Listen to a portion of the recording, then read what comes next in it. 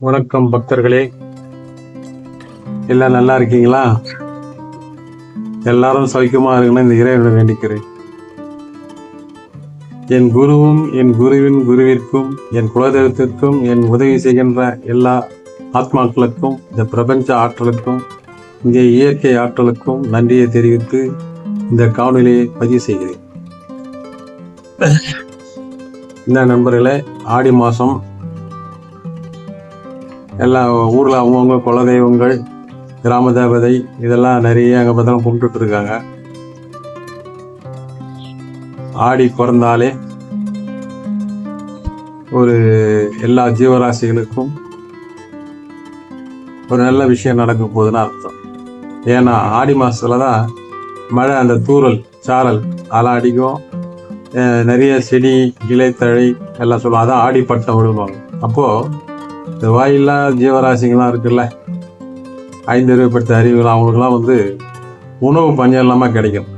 ஏன்னா இந்த மழை பெஞ்சி அங்கங்கே குளம் ஆறு எல்லாம் தண்ணி வரும்.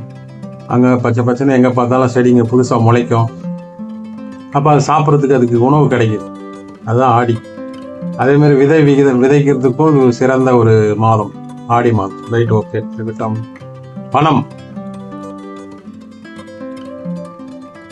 இவ்வளோ கோயிலுங்களை போய் இவ்வளோ பக்தர்கள் இவ்வளோ மக்கள் எல்லாம் போய் ஏன் சாமி கும்பிட்றாங்கன்னா பிரச்சனை பணம்.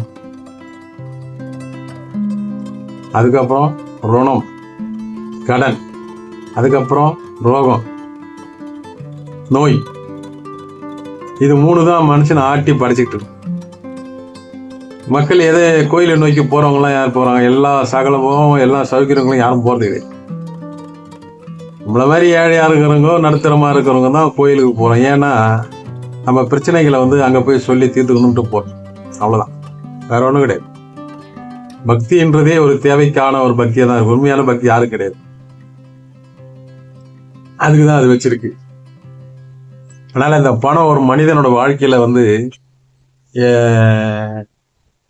உயிர் மூச்சா இருக்கு. அந்த பணம் சம்பாதிக்கிறதுக்கும் அதை வச்சு அனுபவிக்கிறதுக்கும் தான் மனுஷன் இவ்வளோ வேகமா ஓடிட்டு இருக்கான். மற்றபடி ஒன்றும் கிடையாது. ஒருவேளை சாப்பாடு கிடைச்சா போதும்னு சொல்லிட்டு ஓடுறவனும் இருக்கான். அதே ஒரு நாள் ஃபுல்லா 3 வேளை சாப்பிடணும்னு நினைச்சு ஓடுறவனும் ஒரு பக்கம் ஓடிட்டு இருக்கான். அப்புறம் ஒரு மறுநாள், ஒரு மாதம், ஒரு வருடம், அதுக்கப்புறம் ரொம்ப சம்பாரிச்சுன்னா நம்ம தலைமுறை, அடுத்த தலைமுறைக்கு 2 தலைமுறை 3 தலைமுறை சம்பாரிச்சு வச்சுட்டு அப்புறம் இவர் 2 இட்லி சாப்பிட்டுன்னு இருப்பார். இவர் சாப்பிட முடியாது. இதுதான் மனுஷன் வாழ்க்கையில ஏற்றத்தாழத்தோட எல்லாம் ஓடி இருக்கு. எல்லாம் சரி சமமா எல்லாம் இல்லை. மனித வாழ்க்கை இப்படிதான் இருக்கு. இந்த பணம் தான் நம்மளை இவ்வளவு பிரச்சனைகளுக்கு உண்டாக்குது. அந்த பணம் தான் போய் இறைவங்கிட்ட நம்ம கேட்கும். பொருளாதாரத்துல என்னை உயர்த்தி விடு, நோய் நொடி இல்லாம என்னை பார்த்துக்கோ, கடன் இல்லாம என்னை பார்த்துக்கோன்னு அப்படின்னு இறைவங்கிட்ட போய் நம்ம இது பண்றோம். சரி, வேற வழி கிடையாதுல்ல நமக்கு, அதான வழி. அதனால இன்னைக்கு மக்கள் பயங்கரமா அந்த பணத்தினால உறவுகள் பிரிந்து விடுகிறது. கணவன் மனைவியுடைய அந்த கட்டமைப்பு உடைஞ்சிடுது. தாய் தகப்பன் பிள்ளைகளுக்கு இருக்கிற ஒரு பாண்டிங், பந்தம், அந்த பந்தம் பிரிஞ்சு இந்த பணம் தான் அது பண்ணுது. அந்த காலத்துல கூட்டு குடும்பமா இருக்கும்போது சித்தப்பா, பெரியப்பா, அத்தை மாதிரி எல்லாம் பக்கத்துல ஒரே ஊர்ல பக்கத்துல அதெல்லாம் இருப்பாங்க. ஒரு குழந்தை யாரெல்லாம் சண்டை போட்டு கோச்சிட்டு போயிடுவாங்க. அங்க போய் அவங்க குறைய சொல்லுவாங்க, என்ன இப்படி பண்ணிட்டா அப்படி பண்ணிட்டேன்னு, நாங்க சாப்பிட மாட்டேன் அப்படின்னா, இங்க சரிப்பா, இங்க சாப்பிடுவோம், இங்க பார்த்துப்போம். இப்பெல்லாம் அப்படி கிடையாது. இப்போ பாத்தீங்கன்னா பக்கத்து வீட்டுல இப்போ அப்பார்ட்மெண்ட் தனித்தனியா லேஅவுட் போட்டு வீடுங்களா தனித்தனியா யாரோ எந்த மதத்துக்காரங்க எந்த ஜாதிக்காரங்க எங்கெங்க இருக்கிறாங்க. அவங்ககிட்ட நம்ம பிரச்சனையும் சொல்ல முடியாது. அவங்ககிட்ட ஒரு பிடி சோறு கேட்டு சாப்பிட முடியாது. அப்படி ஆயிடுச்சு. அப்போ அந்த பணம் எவ்வளோ தூரம் நம்மளை ஆட்டி படைக்குது பாத்தீங்களா. ஆனால் அதே பணம் தான் நமக்கு உயிர் நாடியே சாப்பிட்றது. அப்படி நம்மளை உருவாக்கிட்டாங்க. ஒரு காலத்தில் பண்ட மாற்றம் இருந்தது. தன் தேவைகளை பூர்த்தி செய்யறதுக்கு இயற்கையாகவே எல்லாம் பண்ணிட்டு தான் மனிதர்கள். ஏதோ ஒரு விவசாயம் பண்ணுவாங்க, வீட்டுக்கு தேவையான காய்கறிலாம் போட்டுப்பாங்க. வேலி கட்டை வேணா காட்டுக்கு போயிட்டு காட்டில் போயிட்டு கட்டைகளை வெட்டிட்டு வருவாங்க. யாரும் கேட்க மாட்டாங்க. காட்டில் இருக்கிற நிறைய கிழங்குகள், மூலிகைகள், பழங்கள் இதெல்லாம் இயற்கையா சும்மா ஃப்ரீயா போய் எடுத்துட்டு வந்தாங்க. இப்போ அதாவது கண்ட்ரோல் பண்ணிட்டான். அரசாங்கம் என்ன பண்ணுது? நம்மள அதுக்கு ஒரு கட்டுப்பாடு போட்டு உள்ள விடாம நம்மளை நகர்த்தி நகரத்துல வச்சு நரக வாழ்க்கையான்னு சொல்ற கதையாகி போச்சு. இப்போ நம்மளுக்கு நீ டெய்லி இப்போ உழைக்கணும், சம்பாதிக்கணும், நீ சாப்பிடணும், நீ மற்றவங்க போட்டாலும் சரி போடலன்னா அதுவும் பிரச்சனை கிடையாது அப்படின்ற மாதிரி நம்மளை மனப்பக்குவம். டெய்லி வேலை செய்யணும், சம்பாதிக்கணும். ஆனா வேலை கொடுக்குறீங்க, யார் கொடுக்கணும்? கவர்மெண்ட் தானே கொடுக்கணும். வேலை கொடுக்குறீங்க. அப்ப நம்ம எவ்வளவு பெரிய ஒரு விக்கெட்டான நிலையில மாட்டின்னு இருக்கு பாத்தீங்களா? நம்ம வேலை செய்து தயார், வேலை வேணும்ல. வேலைன்னா சும்மா இருக்கிற ஒரு ஆளுக்கு போயிடுமா? நம்மளை நம்பி மனைவி இருக்காங்க, பசங்க இருக்காங்க, இப்படியே நம்ம செஞ்சுட்டே இருக்க முடியுமா? வயசாயிடுச்சுன்னா செய்ய முடியாது. அப்ப அதுக்கு சிறு சேமிப்பு வேணும். வயசான காலத்துல அதை செலவு பண்ணி அனுபவிக்கணும், சாப்பிடணும்னு இருக்கு. இதுல யார் பண்றது? அரசாங்கம் பண்ணணும். வெளிநாட்டுலாம் முதியோர் பென்ஷன்லாம் கொடுக்குறாங்க, அவனுக்கு மெடிசன் ஃப்ரீயா கொடுக்குறாங்க, கல்வி ஃப்ரீயா கொடுக்குறாங்க. நமக்கு கொடுக்குறாங்களா? நம்ம மக்களுக்கு அவனுக்கு ஞானம் கேட்கறதுக்கு ஞானம் கிடையாது. ஓட்டு மாத்தம் பாருங்க, 1000 2000 வாங்கி ஓட்டை போட்டு கொடுப்பான். அவன் பிச்சைக்காரனா இருப்பான், அரசியல்வாதி. அவன் வந்து ஒரு கவுன்சிலரா ஏதோ ஒன்று நிற்பான், கையெடுத்து கும்பிட்டு ஓட்டு போடுங்க, நான் நல்லது பண்றேன். ஏன்னா அவரு விட்டு சொத்து அதுவும் கொடுக்க போறாரு கிடையாது. நம்ம வரி பணத்தை எடுத்து நமக்கு செலவு பண்றதுக்கு இவருக்கு ஒரு ஏஜென்ட், நம்ம உரிமைகளை அவருக்கு கொடுத்தா அவரு நாளைக்கு நம்மளை ஏட்டி மறிச்சிட்டு இருக்கு. இப்படிதான் இருக்கு. அப்ப நம்ம மக்கள் எவ்வளவு முட்டாள்தனமா இருக்கும் பாத்தீங்களா? அவனும் சொல்லி தப்பு கிடையாது, நம்ம சரி கிடையாது. அது மாதிரி எல்லாம் நமக்கு ஒண்ணுமே கிடையாது இந்த பூமியில. அது நல்லா புரிஞ்சுக்கணும். நம்ம நீ பணம் ஒண்டிதான், பணம் இருந்தா பூமியில வாழலாம், பணம் இல்லைன்னா நீ வாழ முடியாது. அந்த பணத்தை உன்னோட தேவைக்கு நீ தான் உருவாக்கணும். அப்படிதான் அரசாங்கம் நம்மளை பார்க்கு. ஒவ்வொரு குடிமகனும் பாருங்க, நல்ல உங்களுக்கு ஒண்ணுமே சொந்தம் கிடையாது. நீ ஆன்மீகத்துல வந்து உனக்கு எதுவும் சொந்தம் கிடையாது இந்த பூமியில ஒண்ணு, அதெல்லாம் அவன் சொல்ல வேண்டியது இல்லை, அரசாங்கமே சொல்லுது. ஒருத்தனும் அடிச்சு புடிங்கி தூண்டுற கதை தான் நடந்துன்னு இருக்குது. அது நமக்கு அந்த வழி நம்ம வராத வரைக்கும் நமக்கு தெரியல. பணக்காரன் ஆகிட்டான், ஏழை இந்த நடுத்தரத்துல லோல் போட்டு நிற்கிறான். இது 3 விஷயம் தான் இங்க நடக்குது. அப்ப அவன் தேவைகளை வந்து அவன் இது பண்ணிதுக்கு 1008 தப்பு பண்றான், எல்லாம் செய்யறான். வேற வழி கிடையாது அவனை காப்பாத்தி. அரசாங்க சட்டப்படி என்ன இருக்கோ அந்த சட்டப்படி தான் நடக்க வேண்டிய ஒரு கட்டாயம் நமக்கு இருக்கு. கடவுளுக்கே அப்படிதான் இருக்கு. இத்தனை மணிக்கு திறக்கணும் கோயில, இத்தனை மணிக்கு மூடணும், 100 ரூபா கொடுக்குறேன் இந்த டோக்கன்ல இந்த கீழே போங்க, 50 ரூபா கொடுக்குறேன் இப்படி போங்க, அப்புறம் ஸ்பெஷல் தரிசனம், இப்படிலாம் ஆண்டவனுக்கே சட்டம் தான் அங்க செயல்படு. எவ்வளவு போராட்டங்க நடுவில் நம்ம வாழ்ந்துன்னு நமக்கு தெரிஞ்சா பாத்தீங்களா? ஆனா நம்ம அந்த வயிற்று பசிக்காக ஓடுறதுனால இதெல்லாம் நமக்கு தெரியல.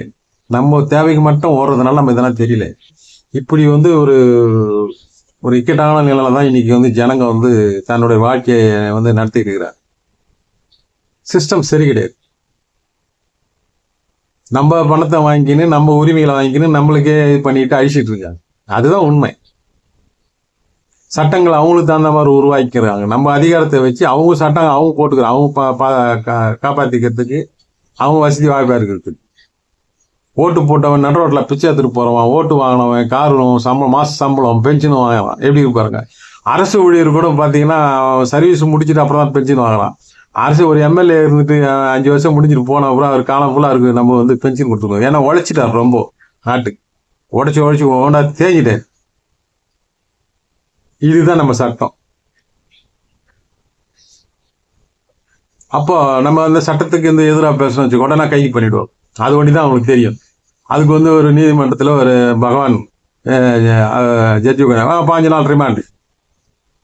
அது என்ன ஏதெல்லாம் 5 நாள் ரிமாண்டு, என்னவோ ஆயில் புலத்தி உள்ள போடுற மாதிரி 5 நாள் ரிமாண்டு, அப்புறம் ஜாமீன்ல விடுறது.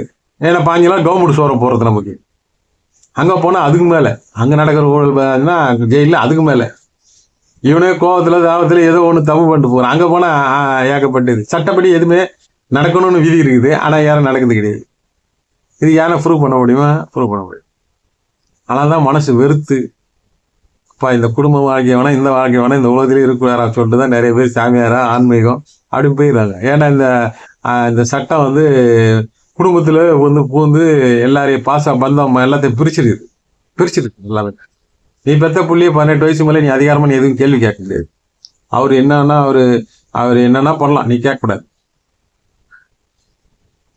அப்போ அரசாங்கத்தை சம்பாதிச்சு கொடுத்து ஒரு புள்ளைய நம்ம பெத்து போறோம், நமக்கு சோறு போட மாட்டான். ஆனா அரசாங்கத்தை வரி கட்டின்னு இருக்கும், வாங்குற சம்பளத்துல ஆட்டோமேட்டிக்கா பிடிச்சிருவான். எப்படி இருக்கு பாத்தீங்களா? ஆனால் அவர் கேள்வி கேட்கக்கூடாது. அரசாங்கத்துடைய நோக்கம் அந்த அரசியலமைப்பு எப்படி சட்டங்கள்லாம் மாற்றணும். சட்டங்களை மாற்றணும். இந்தியாவுடைய ஒரு கலாச்சாரம் என்ன? கூட்டு குடும்பம், சேமிப்பு, இதுதான் மெயின். இது உடைக்கிறாங்க. ஆனால் பேச்சுக்கு மேடையில் பேசிட்டு இருக்காங்க. கலாச்சாரம் பேச்சோடு சரி, செயலில் கிடையாது. பிறக்கிறவங்களாம் புத்திசாலியாக பிறந்துறானா? ஆனால் பிறக்கிறவங்களாம் வந்து எல்லாம் வேலை செஞ்சு வாழ்ந்துடுறாங்க. அப்படிலாம் கிடையாது. நல்லா ஃபஸ்ட் மார்க் எடுத்தவன் லாஸ்ட் அவன் வாழ்க்கையில் பார்த்தா தண்டத்துக்கு ஒன்றும் இல்லாமல் வேஸ்ட்டாக போகிறான். மக்கா இருப்பான். அவன் பார்த்தா பெரிய ஆளாக இருக்கு. இதான் விதி. அப்போ இந்த பணம் என்ன பண்ணுது பாருங்க, இவ்வளோ விஷயம் பண்ணுது. இப்போ இந்த மாதிரி நான் சட்டத்திட்டமாக எல்லாம் சொல்லும்போது புரியாது. ஏன்னா சட்டத்தெல்லாம் ஏன்னா ஒன்றுமே தெரியாது உங்களுக்கு சட்டம். ஆனால் இந்திய அரசமைப்பு சட்டப்படி நீ வந்து ஒரு குடிமகனாக நீ பிறந்துட்டேன்னா இந்திய அரசமைப்பு தெரிஞ்சிருக்கணும். நான் எனக்கு தெரியல, நான் கோவம் வந்து கொலை பண்ணிட்டேன் அப்படின்னு சொன்னால் சட்டம் தெரியலன்னா ஒன்று விட்றாரு கூடாது. அப்போ நீ சட்டப்படி தான் நடக்கணும். இஷ்டப்படியெல்லாம் நீ நடக்க முடியாது இந்த பூமியில். அப்படி இருக்கு. இந்த சட்டத்துக்கெல்லாம் விட்டுப்பட்டு நீ நியாயமாக சம்பாதிக்கணும். எங்கேருந்து சம்பாதிக்கிறது சொல் பார்க்கலாம். சம்பாதிக்கிறதான வாய்ப்பு உருவாக்கி கொடுத்துருக்கியா? கிடையாது. நீ பசங்க போய் இப்போ படிச்சுட்டு அவன் லட்சக்கணக்கில் செலவு பண்ணி பசங்களை படிக்க வச்சு நல்லா பண்ணி ஒரு வேலைக்கு அமைச்சா 10,000 15,000 தரான். இதில் எல்லாம் போகும் 10,000. 10,000 நீ என்ன குடும்பம் எடுத்தா என்ன கல்யாணம் பண்ணி கல்யாணம் பண்ணாத இளைஞர்கள் நிறைய பேர் இருக்காங்க. பொண்ணு கிடைக்காம இந்த சம்பளம் கம்மியாக இருக்குது, வீட்டு வாடகை அதிகமாகிடுச்சு, எப்படி வாழ்வான்? இதெல்லாம் கவர்மெண்ட்டுக்கு தெரியல. அவன் வேலை பார்க்குறான். கட்சி ஓட்டு வாங்கிட்டு போயிட்டு அவன் கட்சியை வளர்க்குறது, அவன் குடும்பத்தை வளர்க்குறது, நம்ம செலவில் இதை பண்ணிக்கிட்டு இருக்கான். யார் கேட்குறீங்க? இப்படிதான் கொஞ்சம் கொஞ்சமாக அழிஞ்சிட வரும். மக்கள் பாருங்க, ஜனங்களோட மக்கள் வந்து அவனோட பொருளாதார வசதி வாய்ப்பெல்லாம் இருந்துனே வரும். எந்த அரசியல்வாதி பாருங்க நல்லா இருக்கும், அவன் கோடிக்கணக்கில் சம்பாதிச்சு பெரிய பெரிய ஆளாம். எப்படி தான் ஆனால் தெரியல. இந்த இன்கம் டேக்ஸ்ல இதெல்லாம் எல்லாத்துக்கும் ஒரு சட்டம் இருக்குது, எல்லாம் ஒரு அதுக்கு நிர்வாகம். அதெல்லாம் என்ன பண்றாங்கன்னு தெரியல, என்ன பண்றாங்கன்னு தெரியல. அப்படி தன்னார்வ நிறைய சட்டத்திட்டம் பேசினா அவன் தீவிரவாதி மாதிரி பார்க்குறாங்க. அவன் தீண்டத்தகாத மாதிரி. ஏன்னா இவங்க ஆல்ரெடி பழகிட்டாங்க. தப்பு பண்ணி சமரசம் பண்ணி பேசிக்கிட்டு அப்படி பழகிட்டனால அவன் வந்து வித்தியாசமாக தெரியுது. எவன் வந்து ஒரு ஊரில் ஒருத்தர் வித்தியாசமாக தெரியுறான், யாருக்குமே பிடிக்கலன்னா உண்மையிலே அவன் தான் நல்லவன். ஏன்னா அவன் கரெக்டாக இருக்கிறான்னு அர்த்தம். ஆனால் இவங்களுக்குலாம் பிடிக்கல. டோட்டலாக ஒட்டு மொத்தமாக எல்லாமே அப்படி தான் இருக்கிறாங்க. வாழ்க்கை அந்த சமரசம் பண்ணிட்டு போகிறாங்க. ஆனால் செய்கிறதெல்லாம் தப்பு, எல்லாமே சட்டத்துக்கு புறமானது. சட்டப்படி நடக்கும் தான் நம்ம விதி. சட்டத்தை மீறி நடக்க முடியாது. அப்படிதான் அவன் சொல்லி இன்னைக்கு உன் அக்கௌண்ட்ல வந்து உன் சீக்கிரட்லேருந்து எல்லாமே அவன் கையில் போயிடுச்சு. நீ எதுவுமே மறைக்கவே முடியாது. நீ எவ்வளோ சம்பாதிக்கணும் உனக்கு தெரியும், நீ எவ்வளோ செலவு பண்ண தெரியும். அப்போ எக்ஸ்ட்ரா நீ எப்படி வாழ்ற? மக்கள் வந்து இன்னைக்கு இந்தியா பிரதமரும் சரி ஜனாதிபதி என்ன பார்த்துருக்க, மக்கள் எப்படி வாழ்றான்னு யோசிக்கிறாங்க? யோசிக்க கிடையாது. அவங்க போய் அவங்களும் ஓட்டு கேட்டு ஜனாதிபதி வந்து டைரக்டாக தேர்ந்தெடுக்கணும் கிடையாது, மக்கள் தேர்ந்தெடுக்கணும். மக்கள் தேர்ந்தெடுக்கப்பட்ட பிரதிநிதிகள் வந்து தேர்ந்தெடுக்கணும். அப்போ அவங்க தயவை எதிர்பார்க்குறாங்க. இது சரியான ஒரு இது கிடையாது. இப்போ வேற தலைவிதி வேற கிடையாது. மக்கள் வந்து இப்படிதான் வாழ்ந்தோம், அடிமை வாழ்க்கை. வெள்ளைக்காரன்ட்ட இருந்ததோ வெள்ளைக்காரன்ட்ட எப்படி இருந்தோமோ அதே தான் கதை, வேற ஒன்றும் கிடையாது. அப்படி இருக்கு. இப்போ இந்த பணத்துக்கு முக்கியத்துவம் கொடுத்து பணம் ஆச்சு. இப்போ லாஸ்ட்ல அந்த பணம் தான் நமக்கு உயிர் நாடி ஆயிடுச்சு. எங்க இருந்தாலும் நீ பணம் இல்லாமல் நீ ஒன்றும் முடியாது. கடவுளுக்கே நீ கற்பூரம் ஏற்றனா பணம் வேணும்.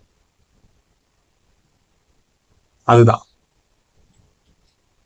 அப்போ வந்து உங்க வாழ்க்கையை வந்து நீங்க வந்து கரெக்டா நீங்க பயன்படுத்தணும். ஒவ்வொரு விஷயங்களும் ரொம்ப உஷாரா பக்குவமா இருக்கணும்.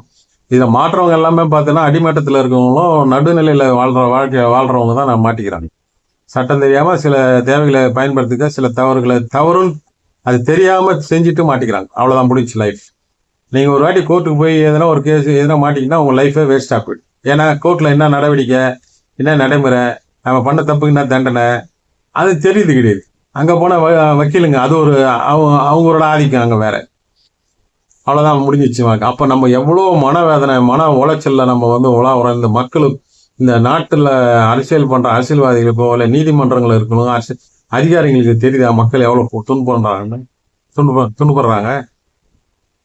அவன் ஒன்றும் அறியாத பாமரன், அவன் ஏதோ ஒரு கோபத்தில் ஒரு தப்பு பண்ணிட்டான், செஞ்சிட்டான், உண்மையை தப்பு பண்ணிட்டா கூட அது வந்து சட்டப்படி தப்பு பண்ணால்தான் நம்ம வந்து அவனை அரெஸ்ட் பண்ணுறோம், செய்கிறோம், எல்லாம் பண்ணுறோம். அதை அரெஸ்ட் பண்ண அந்த அதிகாரிகள் சட்டத்தை உபயோகம் பண்ணுற அந்த அதிகாரிகளும் அவங்க சட்டப்படி நடக்கிறாங்களா? கிடையாது. அவங்களுக்குலாம் சட்டம் கிடையாது. அப்படி இருக்கு. நான் எதுக்கு இந்த விஷயத்தை நான் அவங்களுக்கு கூட்டி நான் சொல்றேன்னா, இதுதான் பிரச்சனை. இது நீங்க தான் ஆய்வு செய்யணும். இதுல இருந்தா வருது பிரச்சனை. அதுதான் விஷயம். இப்போ யாருக்குன்னா தெரியுமா இந்திய நாட்டில் ஒவ்வொரு குடிமகனுக்கு வருமானம் எவ்வளோ வரணும், ஒரு ஜீவனம், அவன் ஜீவனம் பண்றதுக்கு எவ்வளவு வேணும்? எத்தனை பேர் வருமானம் எல்லாம் இருக்காங்க, இன்னொரு தயவு தாண்டி இருக்காங்க, பிள்ளைங்களை வந்து அவங்கள நம்பி இருக்கிறாங்க. ஏன் செய்யணும்? அப்ப மக்கள் மேல அக்கறை கிடையாது. அதனால ரொம்ப உஷாரா நீங்க வந்து உங்களுடைய பிழைக்கணும். பணம் தான் பிரதானம். வரி கட்ட சொல்ல, ஒரு வீட்டுல சொந்த வீட்டுக்கு இடம் வாங்கினா கிராயம் கட்டுறோம், அதுக்கு வரி கட்டுறோம், அப்புறம் டேக்ஸ் கட்டுறோம், நில வரி கட்டுறோம், வாட்டர் கனெக்ஷன் கட்டுறோம், மின்சாரத்துக்கு ஜிஎஸ்டியோட கட்டுறோம். இப்போ 10 வருஷத்துக்கு ஒரு வீட்டு வரி கட்டுறோம். ரைட்டு, வீட்டு வரி கட்டினா ஒரு 4-5 வீடு வாடகை வரும், வருமானம் சம்பாதிக்கணும்னு வாங்கலாம். ஒரு வீடு வச்சுக்கிட்டா என்னத்த வரி வாங்குறது? அப்ப எப்படி ஒரு நெருக்கடி பண்ணி நெருக்கி மக்களை வந்து மண்புழு மாதிரி மன உளைச்சலை உண்டாக்கி, இது சாட்சி சந்தர்ப்பம் இல்லாத ஒரு நிகழ்வா நடத்தி மக்களை வந்து துன்புறுத்தி. பணம் இருக்கணும், ஆனால் பணம் இருந்தால் தான் நீங்க ஜெயிக்க முடியும். பாத்துங்க, பணம் இருக்கணும். பணத்தை வாங்கி சட்டப்படியா நடந்தோம்னா வாழ்க்கையில எந்த பிரச்சனை இருக்கு. என்னடா சாமி வந்து சாமியார் இருந்து இதெல்லாம் சொல்றாரு நினைக்காதீங்க, உண்மைதான். நீங்க எதுக்கு பெரிய பெரிய சாமியார்லாம் போய் மாட்டுறாங்க? அதிகாரம் இருக்கு, அரசியல்வாதி இருக்காங்க, சட்ட வல்லுநர் நம்ம இருக்கிறாங்கன்னு சொல்லி தேவையில்லாம எக்ஸ்ட்ரா ஃபிட்டிங் பண்ணி ஏதோ ஒன்று செஞ்சு மாட்டிக்கிறாங்க. இவங்கெல்லாம் கை விட்டுறாங்க, இருக்கிற பணத்தை உருவாங்க. பணம் எங்க இருக்குதாங்கட்டா அவங்கள்ட்ட வருவாங்க. ஏன்னா பணம் விட்டு வந்தா கண்டிப்பா உனக்கு பிரச்சனைகள் வரும். கூட இருக்கணும், பிரச்சனை பண்ணுவான். அப்ப அந்த பணத்தை எப்படி நம்ம கையாளணும் அது பார்க்கணும். அதெல்லாம் நிறைய பேர் இருக்காங்க அந்த காலத்துல இருப்பாங்க. சார் ஜிடி நாயுடு ஒருத்தர் இருந்தாரு, அவர்லாம் பார்த்தீங்கன்னா அப்படிதான் இருந்தாரு. அப்போ அந்த பணம் வந்து நேர் வழியில சம்பாதிக்கணும். அந்த பணம் சம்பாதிக்கிறது அரசாங்கம் நமக்கு வந்து அது ஏற்பாடு பண்ணி கொடுக்கணும். இன்னைக்கு யாருன்னா போயிட்டு கலெக்டர் ஆஃபீஸில் நிற்கிறாங்களே, எங்களுக்கு வந்து வேலை கிடையாது. நான் வாழ்ற வாழ்க்கை நான் எப்படி வாழ்றேன், அந்த வாழ்க்கைக்கு தகுந்த மாதிரி அது வேலையை கொடுத்து அதுக்கு வருமானத்தை உண்டாக்கணும். நீ சும்மா பிச்சைக்கார வேலை கொடுக்குறதா எப்படி நான் பண்ண முடியும்? எனக்கு ஒரு நாளைக்கு 500 ரூபா தேவை. அந்த 500 ரூபா தேவை தகுதியான வேலையை எனக்கு கொடுக்கணும். நீ உரிமையோட வரி வாங்குறல்ல, வேணும் அப்படின்னு ஒரு எண்ணம் வரணும் மக்களுக்கு. எங்க வருது? அப்ப விஓ பார்த்தா கை கட்டி இப்படி நிக்கிறாங்க, கலெக்டர் பார்த்தா கடவுள் மாதிரி. அவங்களாம் யாரு? நமக்கு வேலைக்காரங்க. நம்ம கட்டுற, நம்ம ரத்தம் சிந்தி இந்த வேர்வை சிந்தி சம்பாரிச்சு கட்டுற வரி பணத்துல வாங்குற சம்பளம் வாங்குற வேலைக்காரன் சேவகர்கள். ஆனா அவன் பண்ற கூத்து. நம்ம கஷ்டப்பட்டு சம்பாரிச்சு பசங்களை படிக்க வைக்க முடியல. அவங்க கவர்மெண்ட் செலவு, அவங்க பசங்க அவங்க வசதி வாய்ப்பு காரு, பெரிய பெரிய வசதியான காரு, பிளாட்டுங்க, லட்சக்கணக்கில் செலவு பண்ணி அதெல்லாம் படிக்க வைக்கிறான். கவர்மெண்ட் சைடு எப்படி தான் படிக்க வைக்கிறான்னு தெரியல, எங்கிருந்து தான் வருது பணம் தெரியல. நான் அது போறாமையில சொல்றேன். சட்டப்படி நடக்கணுமோ சட்டப்படி நட. ஒருத்தவங்க மேல வந்து கை வைக்கிறதுக்கு உரிமையே கிடையாது. நீ நான் அடிச்சுக்கிறது அது வேற. ஒரு அரசு ஊழியர், அதுவும் காவல்துறையிலிருந்து ஒரு மனிதனை வந்து கை வைக்க கூடாது. மனித ஒரு மீறல். இவன் அடிக்கிறதுக்கு ரைட்ஸ் கிடையாது. யாரும் ரைட்ஸ். இன்னைக்கு போய் ஏழப்பட்டவங்க ஸ்டேஷன்ல மாட்டி நடக்குது, பேப்பர்ல டிவிலாம் வந்து பாக்குறீங்க. அதே ஒரு பணக்கார பையனா தான் அடிப்பாங்களா? அப்ப சட்டப்படி நீ செய்ய வேண்டிய வேலை சட்டப்படி நீ செய்யலன்னா உன்னை எதுக்கு வேலையில வச்சுக்கணும்? இந்த அரசியல்வாதிங்க இவங்களை தேர்ந்தெடுத்து பாருங்க, அதுதான் மகா தப்பு. இவங்க சட்டத்தை வச்சு ஆள தீரல. ஏன்னா இவங்க சட்டப்படி நடக்குது இல்லை, அவன் கேள்வி கேட்பான். நீங்க அரசியல்வாதிலாம் அதிகாரிலாம் 5 வாங்குறாங்கன்னா அரசியல்வாதி பார்த்து வாங்கலாம். இவன் 5 வருஷம் இருக்கிறோம் கொள்ளை அடிச்சுட்டு போறான். நம்ம ஆயில் ஃபுல்லா நம்ம கஷ்டப்பட்டு நம்ம என்ன சம்பாதிக்கோம்? அவன் வாங்கினா நம்ம வாங்கினா வாங்கிக்கிறானுங்க லஞ்சம். கேட்க முடியாது கேள்வி. இவன் ஊழல் பண்றானே. நாங்க வந்தா செய்யறோம் என்ன செய்யறாங்க? இவங்க அப்பா விட்டு காசு எடுத்து கொடுக்குறாங்க கிடையாது. நம்ம போனோம், இவன் நம்மளை வச்சு அடமானம் வச்சு கோடிக்கணக்கில் போய் உலக வங்கியில போய் கடன் வாங்கிட்டு வரோம். யாரை கேட்டு வாங்கினா? ஓட்டு வாங்கும்போது நான் உலக வங்கியில கடன் வாங்கி உங்களுக்கு மாசம் உங்களுக்கு நான் உதவி பண்ணுவேன் அப்படின்னு சொன்னா எங்க பணம் எங்க? இப்படி கடன்காரன் ஆகினே வருது நாடு. பாத்துங்க நல்லா, நீங்களாம் கடன்காரன் ஆகிட்டே இருக்கிறீங்க. உஷாரா இருந்துங்க. எந்த பேங்க் எப்ப திவாலாகும் தெரியாது. அதனால அந்த பணம் வந்து ஒரு மனிதனுக்கும் ரொம்ப முக்கியமான விஷயம். ஏன் நான் எதுக்கு இவ்வளவு என்னடா இது சம்பந்தம் இல்லாம பேசுறாரு சாமி? இதுதான் உண்மை. உன் தேவைகளை எல்லாம் பூர்த்தி செய்யறதுக்கு அரசாங்கம் அதிகாரிகள் எல்லாம் அதுக்கு தான் இருக்குது. ஏன் பண்றது இல்லை. நம்ம அதை விட்டுட்டு நம்ம பிரச்சனைகளை வேற மாதிரி திசை திருப்பி போயிட்டு இருக்கோம். அவங்ககிட்ட நம்ம கேட்கறதுக்கு உரிமை இல்லைன்னு நினைக்கிறோம். கேட்கறதுக்கு உரிமை இல்லைன்னு நினைக்கிறேன். நம்ம ஒரு திருடனுங்க. நம்ம மக்கள் எல்லாம் திருடங்க. அரசாங்கம்னா நம்மளுக்கு திருடன், நம்ம திட்டு பசங்க நினைக்குது நம்மள. ஆனால் சட்டத்திட்டம் போட்டு நம்மளுக்கு கண்காணிச்சிட்டு இருக்காங்க, உழவு பார்த்துன்னு இருக்கிறாங்க. எவ்வளோ சம்பாதிக்கிறான், எவ்வளோ செலவு பண்ணுறான், எங்கன்னா பணம் எக்ஸ்ட்ரா வந்துச்சு அவனுக்கு, உடனே போடுறான், இத்தனை பர்சன்ட் கட்டுறான் அப்படின்னு. இதுதான் பார்த்துன்னு இருக்கிறான். திறனவெல்லாம் திருட்டு தான் போயிட்டான், அவன்லாம் போயிட்டான், முடிஞ்சு போயிடுச்சு. இப்போ நம்மளை இருக்கும் காலத்தை கூட நிம்மதியாக இல்லாமல் வாழ விடாமல் நம்மளை சாவடிச்சிட்டு இருக்காங்க. கொஞ்சம் கொஞ்சமாக சாவடிச்சு. அது ரொம்ப அவசியம். பணக்காரங்களாம் ஒரு குரூப்பாக ஒன்றா சேர்ந்து பெரிய பணம்லாம் நிறையா சம்பாதிச்சேன்னா நாட்டு மக்கள் இந்த ஏழைப்பட்டெல்லாம் அடிச்சு கொண்டு போடுறானுவாங்க. கஷ்டத்தை கொடுத்து ஏதோ ஒன்று கொடுத்து சாவடிச்சிருங்க. ஏன்னா இங்கே ஃபுட்டு இல்லை, எல்லாம் ஐடி பீப்புள் வேலைக்கு போயிட்டாங்க, பணக்காரமான இடம் வேலை செய்யலாம், விவசாயம் பண்ணுறது இல்லை, விவசாயம் உற்பத்தி இல்லை அப்படின்னு போது எதுக்கு இவங்களாம் வச்சுன்னு இருக்குது அப்படின்னு அது கட்டம். அதுவும் வரும் கண்டிப்பாக வரும். நீ யாருக்கு நீ நம்பி உன் உரிமையில கொடுக்கிற, அந்த உரிமையை பெற்றுக்கொண்டவன் உனக்கு எதிரியா திரும்பி உன் உயிரியை எடுப்பான். கண்டிப்பா நடக்கும்.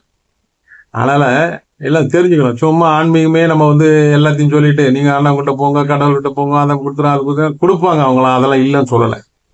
நீ உன்னுடைய சுத்தி உன்னுடைய வாழ்க்கை தராதரம், உன்னுடைய வாழ்க்கை உன்னை சுற்றி இருக்கிற சூழ்நிலை, நம்ம வாழ்றதுக்கு என்ன உரிமை நம்ம இருக்குது, நமக்கு யார் உதவி பண்ணணும், யாருக்கு நம்ம எதை செய்யக்கூடாது, இதெல்லாம் நீங்க தெரிஞ்சு வச்சுக்கணும். சும்மா கோபதாபத்துல சொந்தத்துல நம்ம சண்டை போட்டுன்னு அப்படி இருக்கிறதெல்லாம் கிடையாது. நம்ம கோபப்பட வேண்டியது கவர்மெண்ட். நீங்க சாப்பிட்ற சாப்பாடு நிர்ணயிக்குதான் அரசாங்கம் தான். அரசாங்கம் பாருங்க, நம்ம அரிசி எப்படி கொடுக்குறாங்க, அந்த சர்க்கரை சாப்பிடாம பாருங்க எப்படி கொடுக்குறாங்க. அவ்வளவுதான் அரசாங்கம். வேஸ்ட். நம்ம சம்பாதிக்கிறது எல்லாம் வேஸ்ட். ஆனால் தான் நிறைய பேர் காட்டுக்கு போயிடறான். சாமியாரம் போடா அப்பா, இது தொல்லை தேவை. ஆனால் நியாயமா பணத்தை நீ சம்பாதிங்க. இப்படியெல்லாம் சம்பாதிச்சு அட்டூழி பண்றாங்களாம் ரொம்ப நாள் இருக்க மாட்டாங்க. அதை ஆட்டோமேட்டிக்கா அதை அழிவிடும். நீ எதை நீ நினைக்கிறாய் நீ அதை ஆவாய். நீ எதை நீ செய்கிறாயே, எந்த தவறு செய்கிறாயே, அந்த தவறையும் மறுபடியும் உனக்கு அங்கே உட்காந்துன்னு வருவோம், தலைமோட்டில் உட்காந்து வருவோம் உன்னை காலி பண்றது, அந்த கர்மா. அதனால இப்ப இருக்கிறவங்களாம் இந்த கலியுகத்துல பிறந்து இந்த கர்மாலாம் பார்க்கணும், கர்மாலாம் அனுபவிக்கணும், நம்ம விதி இருக்குது. அதனால இப்ப எவனும் திட்டியோ எவனும் போய் பழி வாங்க ஒன்றும் நடக்காது. இப்ப நீயே இருக்கணும் ஒரு ஊர்ல, இப்போ அதனை தட்டி கேட்டவன் கூட எவன் வரமாட்டான். அவனுக்கு பயம், அவனுக்கு என்ன தெரியல, பயந்து தான் வாழ்றாங்க. இந்த மண்ணு நமக்கு சொந்தமா, இந்த வாழ்க்கை நமக்கு சொந்தமானு தெரியல. நம்ம ஏன் வாழ்றோம், எதுக்கு சாப்பிட்றோம், எதுக்கு இதெல்லாம் பண்றோம், யாருக்காக பண்றோம், அந்த அறிவு திறன் இல்லை. பணம் வச்சுருக்கோம் இந்த பூமியில. அதான் சொல்றான், பணம் பொருள் உள்ளவருக்கு இவ்வுலகம், அருள் உள்ளவருக்கு அவ்வுலகம். அப்போ நீ பொருள் உள்ளவருக்கு உலகம்னா நீ பொருளை தான் இங்க நீ தேடணும் அந்த பூமியில, நியாயமான விதத்துல. அருள் வேணும்னா ஆண்டான போய் தேடணும். இங்க பொருள்ல வர பிரச்சனை போய் அங்க போய் அருள் இருக்கட்டும், ஆண்டவங்கிட்ட போய் நீங்க வேணும்னு பண்ணுவாங்க. அவங்க உன் கஷ்டத்தை தீர்ப்பாங்க, உன் பொருளாதாரத்தை சீர் செய்வாங்க, அதெல்லாம் பண்ணுவாங்க. இருந்தாலும் நீ இருக்குல்ல, எப்போ உனக்கு பிரச்சனை வந்துனே இருக்கும். அந்த பூமியில பிரச்சனை வந்துனே இருக்கும். எல்லா பிரச்சனையும் அங்கேயே நீ போயிட்டு இருந்த ஒண்ணு நீ வாழ வந்த வாழ்க்கைன்னு ஒண்ணு இருக்கு. அந்த வாழ்க்கையை நீ வாழணும்ல, வாழலைன்னா அடுத்த பிரிவு எடுத்து மறுபடியும் வருவேன். அடுத்த பிரிவு எடுத்து மறுபடியும் அந்த வாழ்க்கையை வாழும். ஆனால் இப்பயே நம்ம மாத்திக்கணும். எப்படி மாத்திக்கிறது சாமி? என்ன சாமி இவ்வளவு பெரிய கதை சொல்லுங்க, பயமா இருக்குது அப்படின்னு. ஒண்ணும் கிடையாது. காலில இருந்து சாயங்காலம் வரைக்கும் எல்லாமே நல்ல விஷயமா பண்ணுங்க, நல்லது பேசுங்க, நல்லது செய்யுங்க. உங்களால முடிஞ்சா 4 பேர் உதவி செய்யுங்க. அரசாங்கத்துக்கு நம்ம வரி செலுத்து, நம்ம அரசாங்க சட்டப்படி என்ன இருக்குதா நியாயமான, அவன் போட்ட சட்டத்துக்கு எல்லாத்துக்கும் நம்ம கட்டு பண்ணோம் அப்படின்னு கிடையாது. உன் தேவையில்லைன்னா நியாயமானது நீதி, அதாவது இயற்கை சட்டம்னு நமக்குன்னு ஒண்ணு இருக்கு, மனசாட்சி, மனிதாயமானம், அன்பு, பாசம்லாம் இருக்கு. அது கட்டுப்பட்டு இருங்க. சட்டங்க 1000 போடுவாங்க, மக்களை கண்ட்ரோல் பண்றதுக்கு போடுவோம். சட்டம் போட்டவனும் சரி, சட்டத்தை இயக்குறவனும் சரியில்லை, சரி கிடையாது. இதெல்லாம் நீங்க தப்பிக்கணும். தப்பிக்கிச்சு அதுல நீ சிறந்தவனா, உயர்ந்தவனா, நல்லவனா காட்டிக்கணும்னா நீங்க புத்திசாலியா இருக்கணும். அதுக்குதான் ஆண்டவன் அறிவு கொடுத்துருக்கு, வேற ஒன்றும் இல்லை. தவறு செய்வது சகஜம், ஹியூமன், மனிதனுடைய இது. அது ஒன்றும் நம்ம தப்பு சொல்ல முடியாது. ஆனா நீங்க தெரிஞ்சுக்கணும், இப்ப என் வீடியோ பாக்குறீங்கன்னா அது உங்களுக்கு நல்ல டைம். நல்ல ஒரு அறிவு ஆற்றலோட சாமி சொல்ல கரெக்ட். இது நீங்க அதை பயன்படுத்தி பாருங்க, இப்படி இருந்து பாருங்க, இப்படி பழகி பாருங்க, உங்களுக்கு தெரியும். இது கூட, இந்த விஷயம் கூட சில பேருக்கு தெரிய விடாம அந்த கர்மா தடுத்து வச்சிருக்கு. கேட்க மாட்டான், அவன் கண்ணில் படாது வீடியோ. ஏன்னா அவன் அனுபவிக்கணும் விதி. அப்போ நம்ம ஒரு கண்ட்ரோல்ல, ஒரு கட்டுப்பாட்டுல, ஒரு ஆதிக்கத்துல நம்ம இருக்கிறோம். இதை மீறி நம்ம நடக்கணும். நம்ம நினைச்சுக்கிறோம் நம்ம குடும்பம், நம்ம பொண்டாட்டி புள்ள நம்ம சொந்தம் வந்தா இவ்வளவுதான் நம்ம உலகம் நினைச்சுக்கலாம். கிடையாது கிடையாது. நீ பூமியில பிறந்துட்ட, அங்க மேல இறைவன் ஆதிக்கம் செலுத்துகிற. இங்க நீ கொடுத்த அதிகாரத்தை பயன்படுத்தி, நீ கொடுத்த உரிமையை பயன்படுத்தி உன் மேல அதிகாரத்தையும் செலுத்திட்டு இருக்காங்க. இங்க ஒரு சிஸ்டம் இருக்கு. அந்த சிஸ்டத்துக்கு நீ தகுந்த மாதிரி நடந்துக்கணும். அவ்வளவுதான், வேற ஒண்ணும் கிடையாது. அதனால இந்த வீடியோ உங்களுக்கு பார்த்து கொஞ்சம் வித்தியாசம். ஆனா பணம் தான் முக்கியம் இங்க வாழ்றதுக்கு. அந்த பணம் சம்பாதிக்கிறதோட கொஞ்சம் அருள் சம்பாதிக்கிறதுலயும் உன் மனசை மாத்தி நல்ல விஷயம் செய்யணும். அந்த அருள் அது ஆட்டோமேட்டிக் வரும். அந்த குறிப்பிட்ட ஏஜுக்கு அப்புறம் நீ ஓய்வு எடுக்கும் போதும் மன நிம்மதியாகும் போது அந்த அருள் உனக்கு கை கொடுக்கும். அப்ப அந்த இறைவன் உனக்கு கை கொடுப்பார். அது சேர்ந்த மாதிரி ரெண்டா போகணும். ஒண்ணு மாத்திரமே இந்த பூமியில கிடையாது, ரெண்டா இருக்கணும். அந்த ரெண்டை எப்படி பயன்படுத்தும் தெரியும். அப்போ ஒண்ணு அரசியல் சார்ந்த சட்டங்கள் சார்ந்த வாழ்க்கையை வாழணும். அது கூட என்ன பண்ணணும்? மனம், ஆன்மீகம், மனிதனம், அன்பு, பாசம், இறை வழிபாடு. இது ஒரு பக்கம். இது ரெண்டுத்தையும் பண்ணிட்டே போனீங்கன்னா இது போயிடும், அருள் போயிடும். நீ இருக்கும் காலத்திலேயே நீ பார்க்கலாம். அது உன்னை விட்டு உன்னை இருந்தாலும் உன்னை அதை நீ கண்ட்ரோல் பண்ண முடியாது. அது வேற அதிகாரத்தை அதனால முடிஞ்சிடும். கடைசி காலத்துல சோறு கடிச்சா போதுன்னு இருப்பேன். அப்ப எது உனக்கு கை கொடுக்கும், எது உனக்கு ஆறுதல் சொல்லணும்னா இந்த ஆன்மீகம் தான் சொல்லணும். அவ்வளவுதான். இது வேற ஒன்றும் பெரிய இதெல்லாம் கிடையாது. பெரிய இதெல்லாம் ஒன்றும் கிடையாது. நீங்க இதை மட்டும் நீங்க பாருங்க, அறிவுபூர்வமா பாருங்க. அறிவுபூர்வமா தான் இந்த பூமியில நீ வாழணும். அறிவுபூர்வமா நீ இந்த பூமியில வாழ்ந்தன்னா அருள்பூர்வமான ஒரு வாழ்க்கையை நீ எந்த தடங்கள் இல்லாம நீ அதை கடந்து போயிடு. வேற ஒன்றும் கிடையாது. இதுதான் எளிமையான ஒரு விஷயம். அவ்வளவுதான். இதுக்கு நான் மகாபாரதம், ராமாயணம், வால்மீகிலாம் இதெல்லாம் படிச்சு சொல்லலாம். அதெல்லாம் தெரிஞ்சது இருக்காது. அதெல்லாம் அப்படியே போயிட்டே இருக்காது. இப்ப நமக்கு என்ன தேவை? ராமாயண காலத்துல அந்த காலத்துல உணவுலாம் தேவையில்ல. காட்டுல பணம் சாப்பிட்டுட்டு குளத்துல மீனை பிடிச்சிக்கிட்டு அதை பண்ணி தின்னு சாப்பிட்டு போயிட்டு இருந்தேன். இப்ப அப்படி கிடையாது. பணம் ஒவ்வொரு நேரத்தும் ஒவ்வொரு செகண்டுக்கும் உனக்கு பணம் இல்லாம நீ வாழ முடியாது. அதுதான் நிதர்சனம்.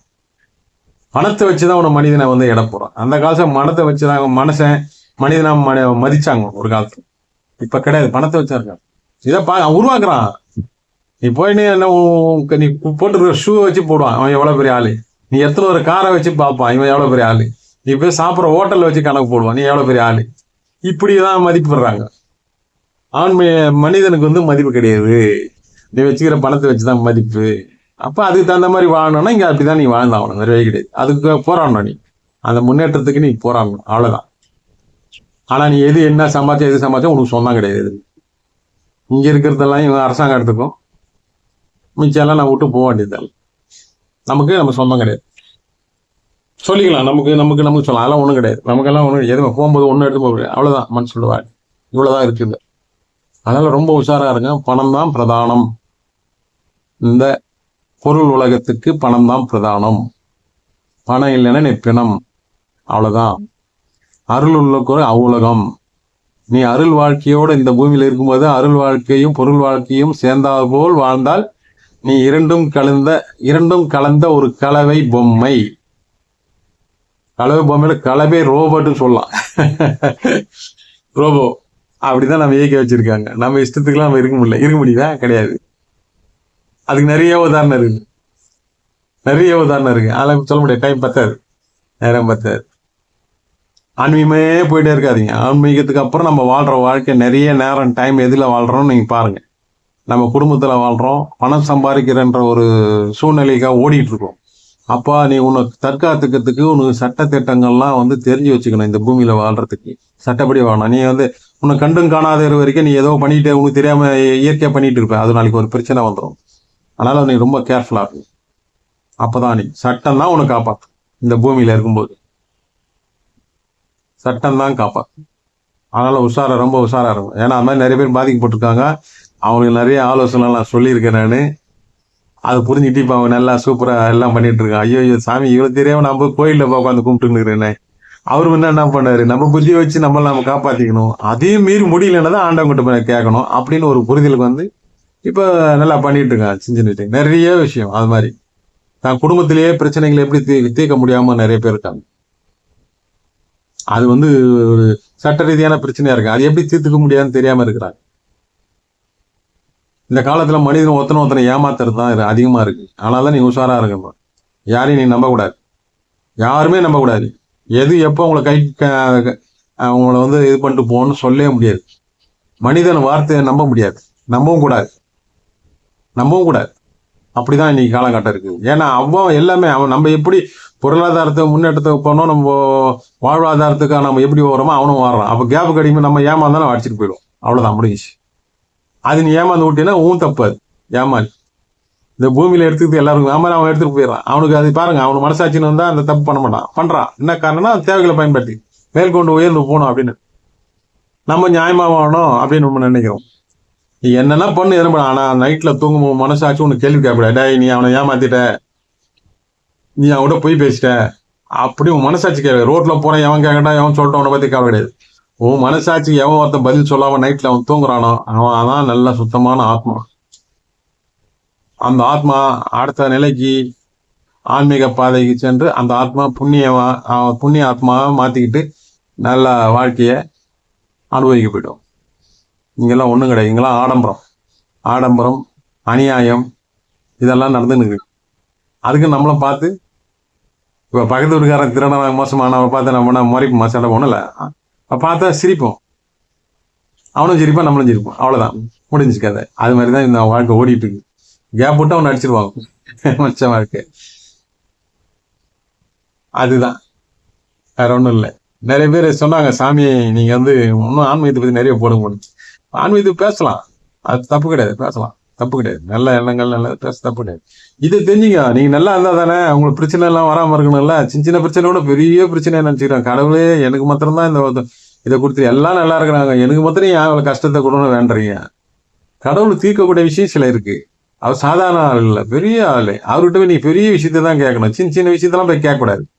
சின்ன விஷயத்தையும் உன்னை நீ காப்பாத்திக்க முடியல, அப்புறம் எதுக்கு இந்த பூமியில நம்ம வாழ்றது? புரியுதுங்களா உங்களுக்கு? அப்படி யோசிங்க. வரும் எல்லா விஷயங்களும் உங்களுக்கு நடக்கும். கொஞ்சம் காலதாமதம் ஆகும். காலதாமதம் காரணம்னா நம்ம கர்மா. இல்ல அவனுக்கு எப்ப கொடுக்கணுமோ அப்ப கொடுப்பார். கண்டிப்பா கொடுப்பார். தெரியும் நீ எவ்வளவு வெயிட் நீ தாங்குவோன்னு அவருக்கு தெரியும். உனக்கு தெரியாது. நீ நினைப்ப பெருசா ஆசைப்படுறது அளவே இல்லையே. ஆனா அவனுக்கு தெரியும், எப்ப கொடுத்தா அவன் ஒழுங்கா வச்சுப்பான் அப்படின்னு அவனுக்கு தெரியும். கொடுக்குறது பெருசு இல்ல. நீ கொடுத்துட்டு அது தவறா பயன்படுத்தினா அதனால வர பிரச்சனையே சாபக்கேடம் மறுபடியும் அந்த இறைவன் தான் இது பண்ணும். ஆண்டவா இந்த பாரு இவன் பண்ற அநியாயத்தை சொன்னா யாருக்கு அந்த பாவம்? வரம் கொடுத்த சாமிக்கு தான் பிரச்சனை. புரிஞ்சுங்க. அதை ஹாப்பியா சந்தோஷமா இருங்க, தைரியமா இருங்க. தைரியம் தான் விட்டு கொடுக்காதீங்க. தைரியமா இருங்க, அறிவா சிந்திங்க. ஆனா சில பேர் இவருனா அறிவுரை சொல்லிக்கிறாரு அப்படிங்கிற இருக்கிறான். சோம்பேறிங்க இவங்களாம், சோம்பேறிங்க. எதனா கமெண்ட் பண்ணுவானுங்க. 4 வார்த்தை நல்லது சொல்றது கூட அவனுக்கு பிடிக்காது. அவனுக்கு புரியுங்களா அவனுக்கு? அது மாதிரி நிறைய இருக்கிறாங்க இந்த கலியுகத்துல. நல்லவன் சொல்றதுக்கு கம்மி, கெட்டவன் நிறைய. கெட்டவன் நல்லவன் மாதிரி தெரிவான், நல்லவன் கெட்டவன் மாதிரி தெரிவான். அதை நீ ஆய்வு செய்து நீ புரிஞ்சுக்கிற சக்தியை நீ உருவாக்கு. அதுதான் நான் பண்ணின்னு இருக்கிறேன். வரவங்களுக்கு அதான் உணர்த்துறேன். இதாண்டா வாழ்க்கை, இதாண்டா, வேற ஒன்றும் கிடையாது. எது எப்படி எவ்வளவு துக்கம் எவ்வளவு பிரச்சனை தான் 3 வேளை நம்ம சோறு சாப்பிட்டு தானே இருக்கிறோம். அப்ப எப்படி நடக்குது? ஏதோ ஒரு விதத்துல ஆண்டவனுக்கு கொடுத்து தான் இருக்கான். உன் கர்ம பலனை பார்த்துக்கணும், நீ தான் பார்க்கணும். ஓகேவா? சந்தோஷமா? ரைட்டு, அடுத்த வீடியோ பார்ப்போம். நன்றி, வணக்கம்.